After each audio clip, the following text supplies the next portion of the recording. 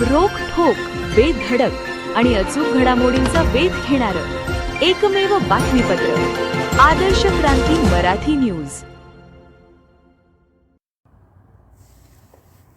सावळेश्वर आवसगाव रस्त्याचे काम निकृष्ट दर्जाचे, नागरिकांचा आरोप. उच्चस्तरीय चौकशीची मागणी, नागरिक आंदोलनाच्या पावित्र्यात. मुख्यमंत्री ग्रामसडक योजनेअंतर्गत केज तालुक्यातील रामा क्रमांक 64 जवळ सावळेश्वर ते आवसगाव इजिमा 133 या रस्त्याच्या सुधारणा कामात मोठ्या प्रमाणात अनियमितता आणि निकृष्ट दर्जाचे काम झाल्याचा आरोप नागरिकांकडून करण्यात येतो आहे. उच्चस्तरीय चौकशी करण्यात यावी, अन्यथा नागरिक आंदोलनाच्या पावित्र्यात असल्याच्या चर्चा ग्रामस्थ आणि नागरिकांमधून ऐकण्यास मिळत आहेत. शासनाच्या निधीतून करण्यात आलेल्या या रस्त्याची प्रत्यक्ष पाहणी करून संबंधित कामाची चौकशी करण्यात यावी अशी मागणी होते आहे. या रस्त्याची लांबी 5.60 किलोमीटर असून या कामासाठी पॅकेज क्रमांक ADBBEE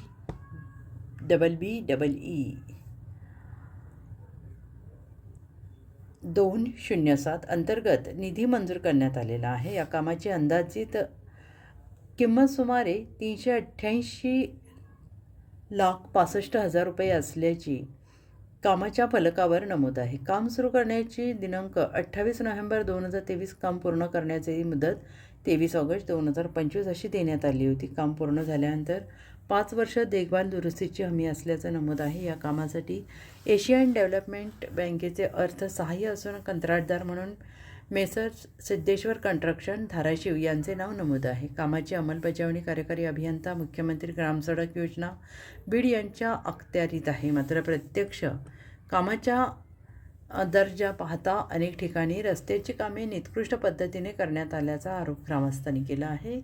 रस्त्यावर वापरण्यात आलेले साहित्य, डांबरीकरणाची जाडी, रस्त्याची मजबूती तसेच कामाच्या तांत्रिक निकषांचे पालन झाले आहे का याबाबत प्रश्न उपस्थित होत आहे. शासनाच्या कोट्यवधी रुपयांच्या निधीतून काम होऊनही रस्ता अल्पावधीत खराब होत असेल तर संबंधित यंत्रणेने याचे गांभीर्याने दखल घेणं आवश्यक आहे. शासकीय निधीचा अपव्यय होऊ नये आणि नागरिकांना दर्जेदार रस्ता मिळावा यासाठी कामाची स्वतंत्र तांत्रिक तपासणी करण्यात यावी. कामाचे मोजमाप आणि वापरलेल्या साहित्याची गुणवत्ता तपासावी. तसेच दोष आढळल्यास संबंधित कंत्राटदार आणि जबाबदार अधिकाऱ्यांवर नियमानुसार कारवाई करावी अशी मागणी ग्रामस्थांकडून होते आहे. दरम्यान रस्त्याच्या कामात भ्रष्टाचार झाल्याचा आरोप करण्यात आला असला तरी त्याची अधिकृत चौकशी होऊन तथ्य होणं आवश्यक आहे.